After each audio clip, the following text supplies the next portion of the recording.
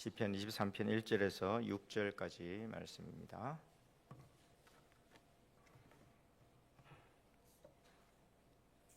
시편 23편 1절부터 6절입니다. 한 절씩 교독하겠습니다. 다윗의 시. 여호와는 나의 목자시니 내게 부족함이 없으리로다. 그가 나를 푸른 풀밭에 누이시며 쉴만한 물가로 인도하시는도다.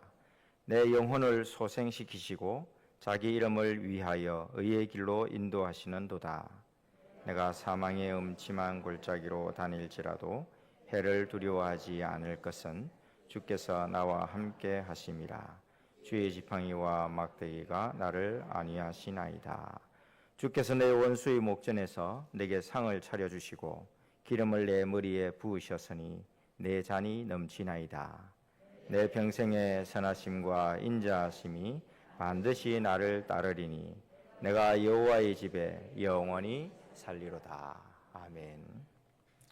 시편 23편은 150편의 시편 중에 가장 사랑받는 시편이죠. 1절부터 6절까지 암송하시는 분들도 아마 많을 겁니다. 저도 중학교 때 이 시편을 외웠는데 아직도 외우고 있습니다. 오늘 말씀은 우리에게 하나님이 누구신지를 잘 가르쳐 줍니다. 시편 23편은 하나님이 누구신지, 하나님이 누구시라고 말하죠? 하나님은 목자시다라고 말합니다. 우리의 목자신 거예요. 여호와는 나의 목자, 이렇게 노래하잖아요. 그렇다면 우리는 누구죠? 하나님이 우리의 목자면 우리는 누굽니까? 양이라는 거예요. 맞습니다. 여기까지는 쉽습니다. 제가 이제 좀 어려운 질문을 하나 드릴게요. 답이 뭔지 잘 생각해 보세요. 하나님이 우리의 목자고 우리가 그분의 양이면 양은 어디에 살아야 될까요? 양은 어디에 살아야 되죠? 양의 집, 양우리에 살아야 된다라고 생각하기 쉽습니다. 그죠? 그런데 오늘 시편 23편 마지막 구절에 전혀 다른 답을 줍니다. 여러분 6절 한번 볼까요? 6절 다 같이 읽겠습니다. 내 평생의 선하심과 인자하심이 반드시 나를 따르리니 내가 어디에 산다고요? 여호와의 집에 영원히 산다 그랬습니다. 양우리가 아니고 양의 집이 아니라 여호와의 집에 산다. 양은 양의 집이 아니라 목자 집에 살아야 한다는 거예요. 이것이 시편 23편의 결론입니다. 하나님이 나의 목자가 되시고 나는 그분의 양인데 나는 영원히 목자 되시는 하나님의 집에 살 것이다. 이것이 시편 23편의 결론이에요. 그러면 하나님의 집은 어딜까요? 하나님의 양들인 우리가 살아야 될 하나님의 집, 도대체 그 집은 뭐며 또 그 집은 어디에 있습니까? 구약시대의 하나님의 집은 예루살렘 성전이었습니다. 신약시대의 하나님의 집은 돌로 만든 성전이 아니라 예수님을 믿는 사람들의 모임인 교회입니다. 우리가 하나님의 집이에요. 교회로 모인 우리가. 예수님을 믿는 저와 여러분 모든 신자는 살아계신 하나님의 집인 이 교회를 이루어서 영원히 이 교회 안에서 사는 거예요. 영원히 교회로 살아가는 거예요. 왜 그래야 할까요? 왜 우리는 하나님의 집인 이 교회에서 또 교회를 이루며 영원히 살아야 되겠습니까?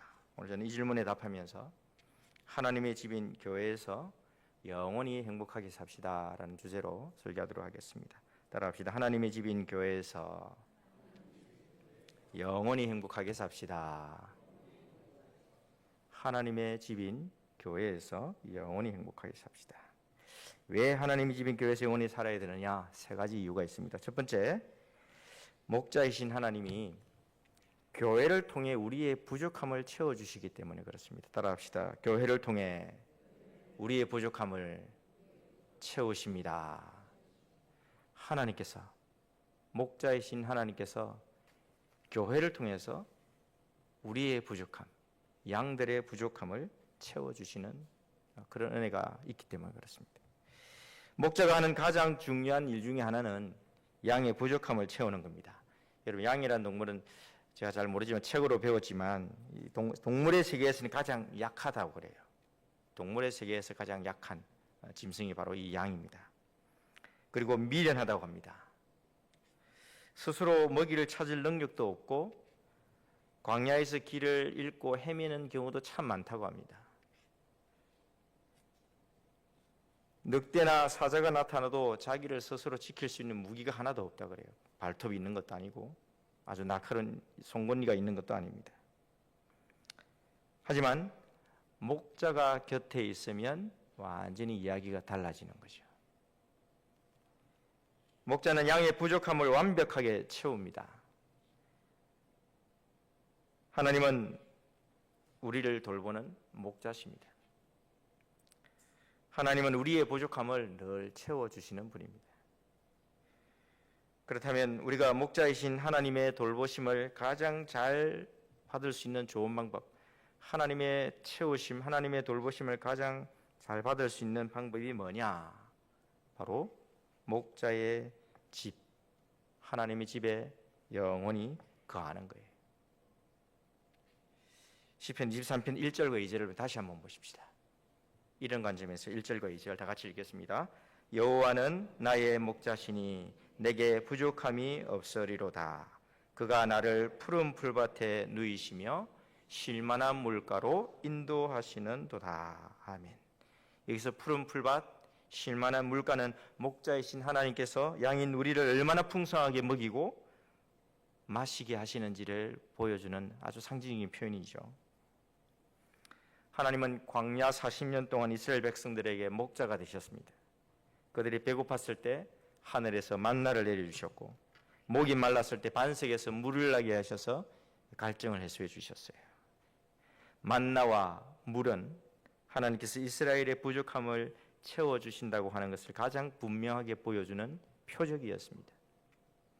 신약시대에도 예수님은 광야에서 물고기 2마리와 보리떡 5개로 몇 명을 먹었죠? 5,000명이나 먹였어요. 가나 혼인잔치에서 포도주가 떨어졌을 때도 물로 포도주를 만들어서 마시게 하셨습니다. 이 모든 일들은 바로 예수님이 친히 우리의 목자가 되셔서 우리의 부족함을 채워주시는 분이라는 것을 보여주는 사건들입니다. 참된 목자이신 하나님은 오늘날 교회를 통해서 저와 여러분의 영혼의 양식을 항상 주십니다. 교회를 통해서요. 하나님의 말씀이 우리 영혼의 양식이잖아요. 하나님은 매주 교회에서 하나님의 말씀을 생명의 양식으로 내려주십니다. 만나를 하늘에서 내려주신 것처럼. 이 강단에서 하나님은 우리에게 생명의 양식을 들려주십니다.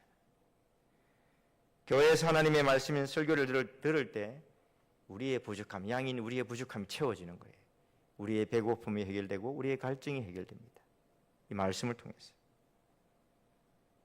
성찬식에서 먹고 마시는 떡과 포도주, 이것이 우리 영혼을 위한 생명의 양식이고 영생의 음료입니다. 그래서 성찬식은 하나님께서 우리에게 주시는 이 생명의 양식과 음료를 먹는 시간이에요.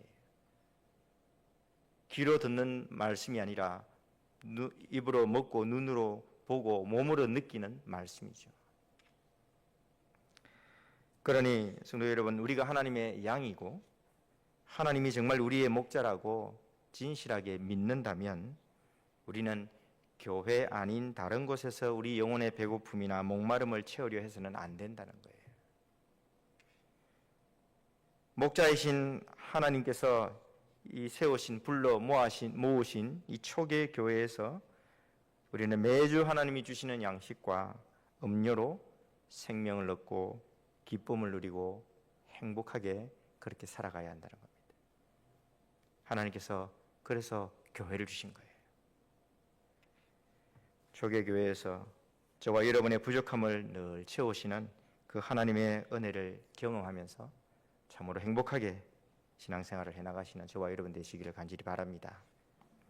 두 번째, 왜 우리는 하나님이 지금 교회에서 영원히 살아야 할까요? 두 번째 이유는 교회를 통해서 우리를 올바른 길로 인도하시기 때문에 그렇습니다. 따라합시다. 교회를 통해 우리를 올바른 길로 인도하십니다.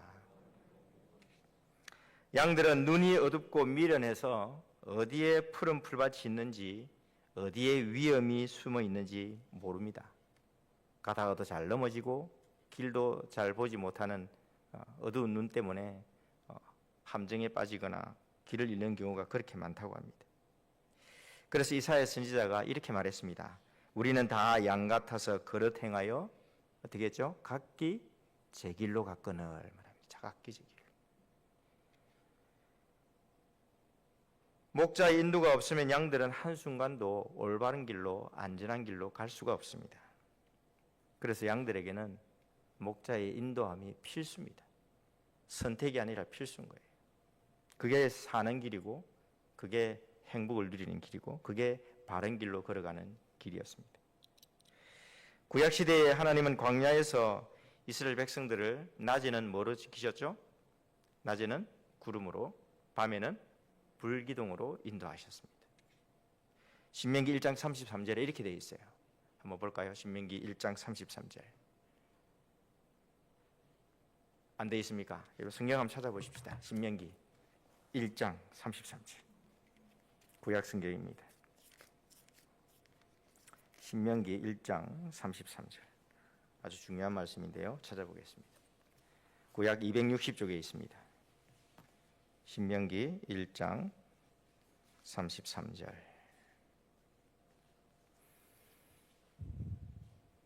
신명기 1장 33절. 신명기 1장 33절. 함께 읽겠습니다. 그는 너희보다 먼저 그 길을 가시며 장막 칠 곳을 찾으시고 밤에는 불로 낮에는 구름으로 너희가 갈 길을 지시하신 자이시니라. 아멘. 누가 그렇게 했단 말입니까? 하나님께서요. 하나님께서 먼저 가셨습니다. 먼저 가서 장막 칠 곳을 정해주신 거예요. 찾으시고 밤에는 불로 낮에는 구름으로 그들의 길을 인도하셨다라고 말합니다. 하나님께서 이렇게 자기 백성, 자기 양들을 인도하셨어요. 또 하나님은 시내산에서 모세를 통해서 십계명을 주셨죠. 이 십계명은 제가 자주 말씀드리지만 구원의 조건이 아닙니다. 구원받은 백성들이 어떻게 하나님의 양으로 살아가야 하는지 길을 알려주는 내비게이션과 같은 거예요. 구원 얻기 위해서 지켜야 될 게 아니라 구원받았기 때문에 하나님의 양은 이 길로 가야 된다라고 하면서 하나님께서 이 계명, 십계명을 주신 거예요. 예수님도 산에서 제자들에게 하나님의 백성으로서 어떻게 살아가야 하는지, 어떤 길을 걸어가야 하는지 설교하셨잖아요. 산상보훈이라고 그러죠. 하나님의 백성들이 살아가야 될 삶의 길을 그렇게 말씀으로 알려주셨습니다. 그 예수님의 가르침, 그 하나님의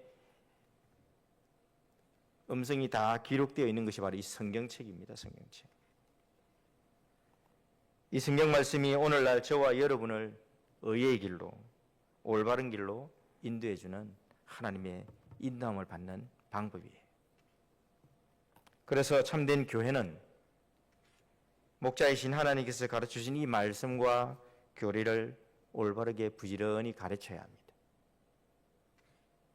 양들은 교회를 통해서 하나님의 말씀을 부지런히 듣고 배우고 그 길을 따라가고자 힘써야 합니다.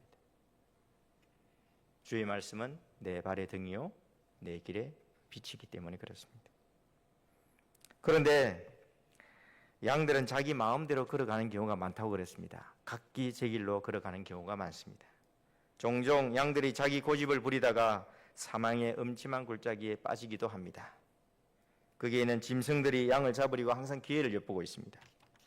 양들이 가장 위험한 순간이죠. 그런데 그때 목자가 났습니다. 그런데 목자의 손에 뭐가 들려 있을까요? 지팡이와 막대기가 있습니다. 목자는 지팡이와 막대기로 맹수를 물리치고 양의 목숨을 건져냅니다. 동시에 목자는 자기 고집대로 걸어서 길을 잃은 양들을 지팡이와 막대기로 때려서라도 올바른 길로 돌아오게 만듭니다. 이게 목자의 중요한 역할이에요. 길 잃은 양을, 목숨에 위태로운 그 양을 지팡이와 막대기로 짐승을 때려서 구해내고 또 고집스러운 그를 때려서라도 바른 길로 돌아오게 하는 거예요. 구약 시대의 이스라엘 백성은 약속의 땅 가나안에 도착하기까지 40년간 위험한 광야길을 걸었습니다. 그때마다 하나님께서 이스라엘 백성들을 구름 기둥으로 불 기둥으로 인도하셨고 때로는 때려서라도 올바른 길로 인도하셨습니다. 신약 시대의 예수님은 우리의 참된 목자가 되셔서 우리를 살리시려고 십자가에서 자기 목숨까지 다 내어 주셨습니다. 여러분, 하나님은 지금도 교회를 통해 우리를 생명의 길로 인도하고 계십니다. 하나님의 집인 교회는 악한 세상에서 양들을 안전하고 올바른 길로 인도하는 이 하나님의 말씀, 하나님의 인도하심을 늘 가르치고 또 그것을 배우는 곳입니다. 우리가 모여서 해야 될 일이 이거예요. 하나님의 인도하심이 무엇인가? 그것 듣고 배우고 그 길을 따라가려고 힘쓰는 거예요. 딴 길로 가는 양들을 빨리 이쪽으로 오너라. 같이 가자. 그런 일을 해야 되는 것이 바로 교회입니다. 그 일을 위해서 직분자들을 주셨어요. 멸망으로 인도하는 문은 크고 길이 좋아서 찾는 사람이 많습니다. 하지만 생명으로 인도하는 문은 좁고 길이 나빠서 찾는 사람이 적습니다. 하지만 우리가 하나님의 양이라면, 하나님이 우리의 목자시라면 우리는 좁은 문으로, 주님이 보여주시고 들려주시는 좁은 문으로 들어가야 마땅합니다. 오늘도 초기의 교회를 통해서 저와 여러분을 생명의 길로, 가장 안전한 길로 인도하시는 그 하나님의 음성을 듣고 우리가 온전히 순종하기를 바랍니다. 비록 좁고 협착해서 찾는 사람이 적어도 또 저 길로 가면 마치 큰일 날 것 같이 그런 두려움이 느껴진다 할지라도 그 길이 주께서 우리에게 보여주시는 길이라면, 교회를 통해서 하나님께서 그렇게 우리를 인도하신다면 우리 하나님께 순종해서 참으로 하나님께서 우리에게 주시는 행복한 길, 복된 길로 늘 걸어가시기를 주님의 이름으로 축복합니다. 마지막 세 번째, 왜 우리는 하나님의 집인 교회에서 영원히 살아야 할까요? 교회를 통해 원수와의 싸움에서 이기게 하시기 때문에 그렇습니다. 따라합시다. 교회를 통해 원수와의 싸움에서 이기게 하십니다. 23장 5절을 다 함께 읽어보겠습니다. 5절 시작. 내게 상을 차려주시고 기름을 내 머리에 부으셨으니 내 잔이 넘치나이다. 아멘. 주께서 내 원수의 목전에서 내게 상을 차려주시고 기름을 내 머리에 부으셨으니 내 잔이 넘치나이다. 여러분, 여기서 목자는 이제 목자의 이미지라기보다는 왕의 이미지로 확장이 됩니다. 적군을 무찌르고 백성과 함께 승리의 기쁨을 나누는 왕의 모습이에요.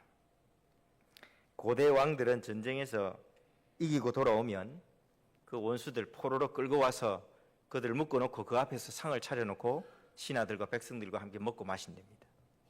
그래서 그 잡혀온 적군들에게는 패배감, 수치감을 더해주고 승리한 왕과 그 백성들은 그 승리의 기쁨을 그렇게 즐긴다는 거죠. 우리의 참된 목자이신 하나님은 만왕의 왕이십니다. 하나님은 독생자 예수님의 십자가를 통해서 우리의 원수인 사탄과 죄를 완전히 이기셨습니다. 그리고 승리의 기쁨을 하나님의 집인 교회에서 우리와 함께 누리게 하십니다. 교회는 우리를 예수님을 통해서 승리하게 하신 그 하나님의 기쁨, 승리의 기쁨을 함께 누리는 곳이에요.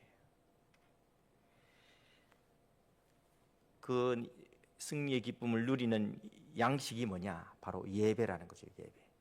이 예배가 사실은 전쟁에서 승리한 자들이 하나님 앞에 기쁨으로 노래하고 춤추고 감사하고 찬양하는 거예요.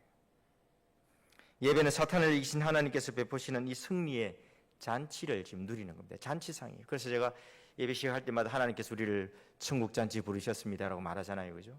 그게 그냥 하는 말이 아니에요.